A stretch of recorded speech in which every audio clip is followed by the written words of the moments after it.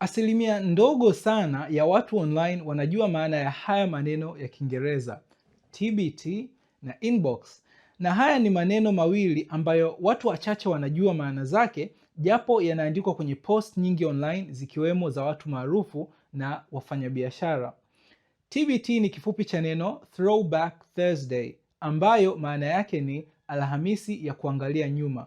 Na hili neno huwa linatumika kama hashtag siku ya Alhamisi kupost picha za miaka mingi nyuma. Na hii trend ilianza mwaka 2006 kwenye mtandao wa X ama Twitter, na ikawa maarufu zaidi kwenye mtandao wa Instagram ilipoanzishwa mwaka 2011, ambapo ilikuwa ikifika Alhamisi watu wanapost picha za utotoni ama mafanikio ya miaka ya nyuma, marafiki wa nyuma au hata fashion za nyuma. Kampuni pia zilitumia hashtag hii kupost logo zao za nyuma na matangazo ya zamani yenye kuleta hisia za kale au hata bidhaa za nyuma na maboresho yake. Twitter au X pia ni mtandao ulioanzisha neno DM kwa maana direct message.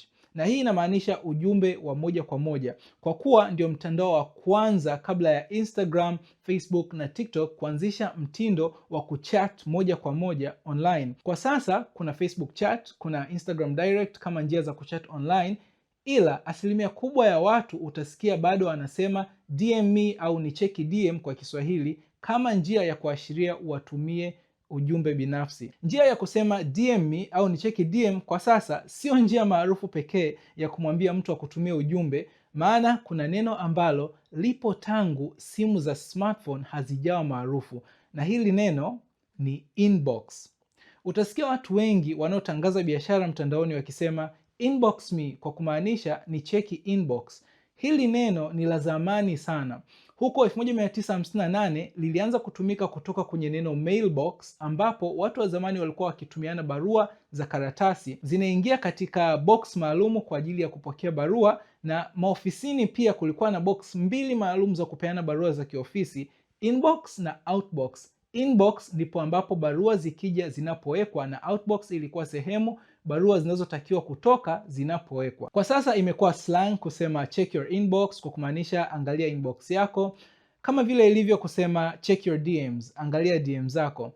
Online kwa sasa watu wanapendelea kutumia neno DM kwa kuwa linaandikika kwa haraka zaidi kuliko kuandika inbox, hasa kwa Gen Z, kipindi ambacho Gen Z wamekuwa wavivu hata kuandika. Na tukiwa tunaongelea Gen Z kuwa wavivu, siku hizi hata kuandika sasa wanaandika XX, ambayo inaonyesha uvivu wao mkubwa katika kuandika. So neno lipi wewe unaliona sana online na umejifunza hapa, na lipi utakuwa ukitumia sana kwenye haya? Niambie unaangalia hii video kutoka wapi kwenye comments.